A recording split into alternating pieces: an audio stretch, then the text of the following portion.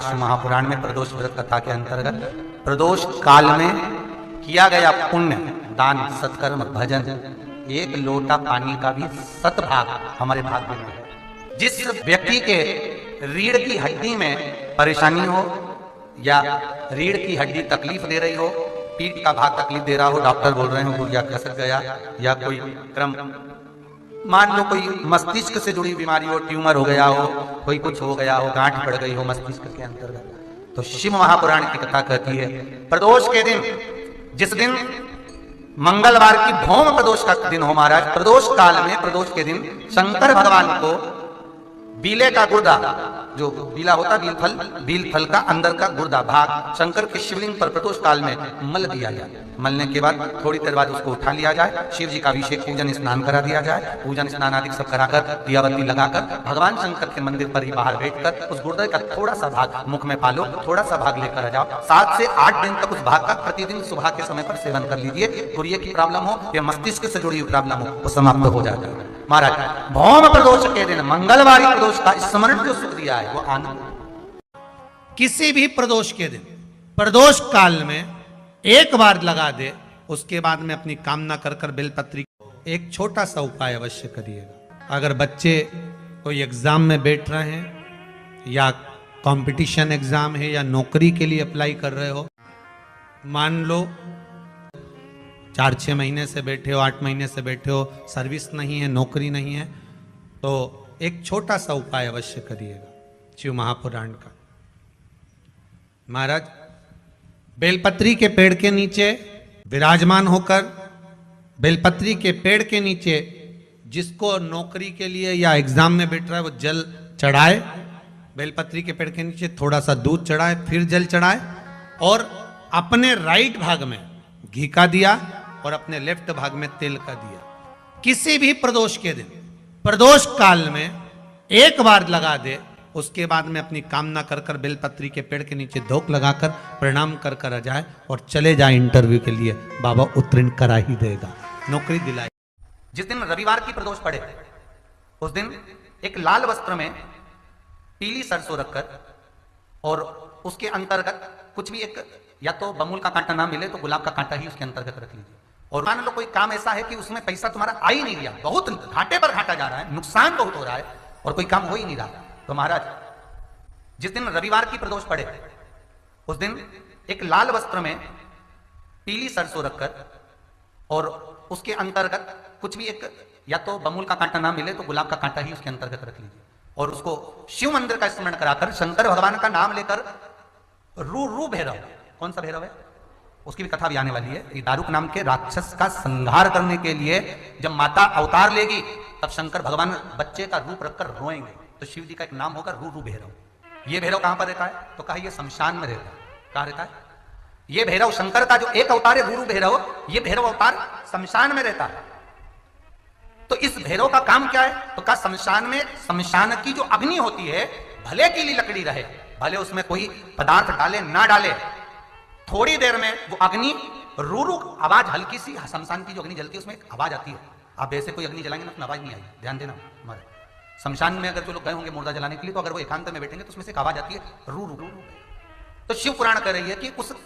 सरसों को, कांटे को रू भैरव का नाम लेकर जिस व्यापार जो नहीं चल रहा है, दुकान जो नहीं चल रही है, उस दुकान के सामने, उस व्यापार के सम्मुख में उसको जला दिया जाता है। ये करा जाता है रवि प्रदोष के दिन महाराज। कौन से प्रदोष? रवि प्रदोष के, जो सुख का भान कराती है, व्यापार की उन्नति के लिए, समृद्धि के लिए, लक्ष्मी के लिए इसका प्रयोग किया जाता है। तो यहां पर दारुक नाम का जो असुर है, दारुक नाम का जो राक्षस है, उसका एक ही कहना है कि मैं मरूं, मना नहीं है ब्रह्मदेव पर, वो मरने का। नंदी का एक पांव जो ऊपर होता है, आप लोग दर्शन करे होंगे शंकर जी के मंदिर में नंदी के, तो नंदी का एक पांव उठा हुआ होता है, एक पांव नीचा की ओर होता है। हड्डी से जुड़ा हुआ रोग, नेत्रों से जुड़ा हुआ, मस्तिष्क से जुड़ा हुआ कोई रोग रहता है तो एक नीले कलर का फूल आता है महाराज, उस फूल में हल्दी डालकर गुरुवार का प्रदोष पड़ने पर जो नंदी के पांव के पास समर्पित कर देता है महाराज, उसका रोग धीरे धीरे समाप्त होने लगता है। लिंग पुराण कहती है कि नंदीश्वर भगवान के सामने जो पुष्प समर्पित करा जाता है उसको, ये तो लिखा था स्कंद पुराण और शिव पुराण, लिंग पुराण कहती है जो फूल आपने समर्पित करा उसको लाकर पानी की बाल्टी में डालकर आप स्नान भी कर सकते हो, उससे भी हड्डी के जितने रोग होते हैं उसमें आराम लगने लगता है। जैसे कहीं शरीर नहीं चल रहा, हाथ झुन्न पड़ रहा है, हाथ काम नहीं कर रहा, हाथ में झुंझुनी आ रही है, कंपन आ रहा है, जैसे मान लो कोई काम, चाहे वो शनिचरी प्रदोष हो, चाहे रविवार की हो, सोमवार की हो, मंगल की हो, बुधवार की हो, गुरुवार की हो, शुक्रवार की हो, शनिवार की हो, कोई भी वार की हो, प्रदोष काल में शाम का समय सूर्य डूब रहा हो, बस डूबा ही हो, और उस समय पर केवल 3 दिन ऐसे रहेंगे, 3 बार ऐसे रहेंगे, 3 तिथियां ऐसी रहेंगी, 3 समय ऐसा रहेगा जिस समय पर तेरे द्वारा निर्मित शूल को भी शिव धारण करेगा और जगत का कल्याण करेगा। 3 दिन, 3 तिथियां, 3 बार, 3 नक्षत्र, 3 घड़ी, 3 पल,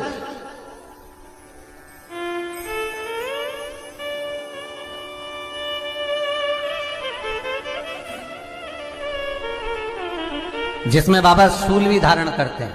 और शूल अकेले धारण नहीं करते महाराज, जो धतूरा होता है ना,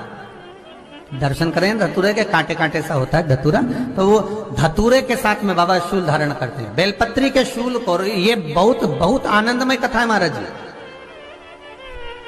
जिसके जीवन में हमेशा कांटे ही मिले हैं।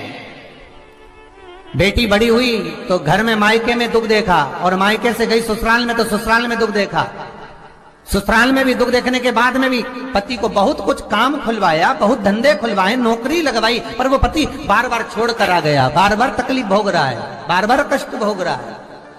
फिर थोड़े दिन काम करता है, थोड़े दिन छूट जाता है, फिर व्यापार में बढ़ता है, फिर छूट जाता है, फिर कोई दुकान खुलवाई, थोड़े दिन अच्छी चली, फिर वापस वहीं घर पर आकर बैठ गया, अर्थात उसके जीवन में वो शूलता चल रही है। तो बाबा देवाधिदेव महादेव कहते हैं, ये 3 घड़ी, 3 पल, 3 नक्षत्र, 3 समय, 3 दिन में जो शूल मुझे समर्पित करता है, उसके जीवन से मैं शूल हटा देता हूं। वो 3 दिन लिखे स्कंद पुराण।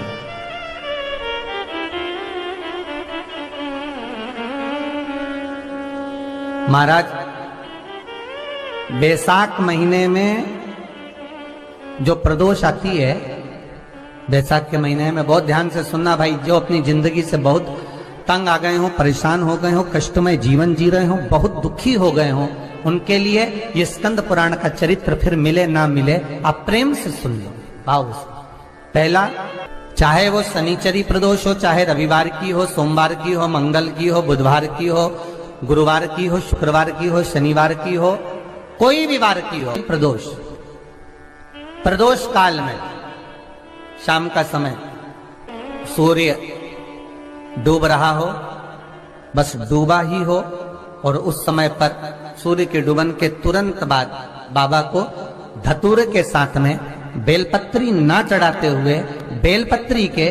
वृक्ष के 7 कांटे बाबा के शिवलिंग पर समर्पित करे जाते हैं महाराज,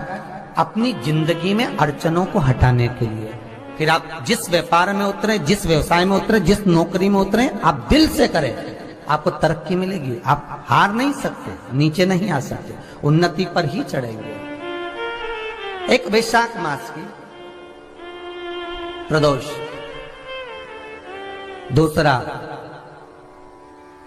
शिवरात्रि के दिन मध्याह्न का समय महाराज, जो बड़ी शिवरात्रि होती है माघ की, बड़ी शिवरात्रि के अंतर्गत मध्याह्न का समय, दोपहर के ठीक 12 बजे, चाहे फिर वो कोई भी दिन हो हमारा, शिवरात्रि जिस दिन पड़ रही हो,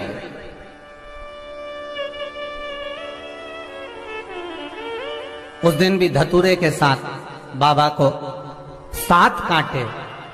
बेलपत्री के वृक्ष के समर्पित होते हैं महाराज। इसमें आप ये वाले जो कांटे हैं, जो शिवरात्रि के दोपहर 12 बजे वाले हैं, अगर कोई मदिरा पीने वाला हो, व्यसन में डूबने वाला हो, कोई जुआ खेलने वाला हो, कोई गलत वैश्यावृत्ति करने वाला, या अपने मार्ग से विचलित कोई व्यक्ति है, उसके लिए भी ये कांटे बहुत काम आते हैं महाराज।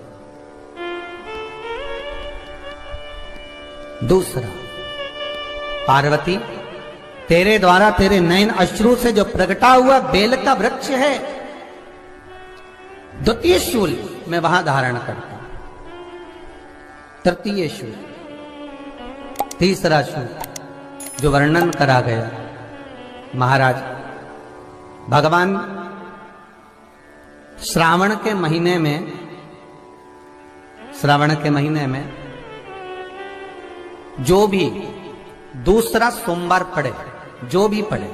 श्रावण के महीने का दूसरा सोमवार, आप सबको पहले भी श्रावण के महीने में जो कथा कही उसका व्याख्यान वर्णन करा कि श्रावण का महीने का महत्व क्या है, वो भी आपको ऑनलाइन कथा में आप लोग सुन चुके हैं, लाइव कथा में श्रावण का पूरा महत्व बताया था कि श्रावण के महीने में शंकर भगवान को पूरा लेखा जोखा का भार प्रदान किया गया था। दूसरा सोमवार, श्रावण के महीने का जो दूसरा सोमवार होता है, उस दूसरे सोमवार में रात्रि के समय पर, अर्थात शास्त्र अब घड़ी और पल का स्मरण करेंगे तो रात्रि के बजेंगे 10 से 12 बजे, महाराज 10 से 12 के बीच में धतूरे के साथ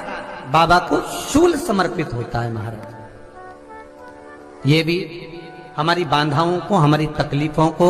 व्यापार व्यवसाय के लिए, नौकरी सर्विस के लिए, बहुत सारे एग्जाम में आप बैठ लिए, गवर्नमेंट एग्जाम के लिए बैठ लिए, नहीं हो रहा, ये 3 बार मेरे शंकर को बेलपत्री के वृक्ष के शूल समर्पित होते हैं, उसका आनंद पाना। मेरी जीजियों, 2 चीजें बड़ा स्मरण में रखिएगा। एक, बैसाख महीने में मट्टी के पात्र का जल, अभी क्या चल रहा है? फागुन। अभी क्या चल रहा है? फागुन। जब बैसाख का महीना आए ना,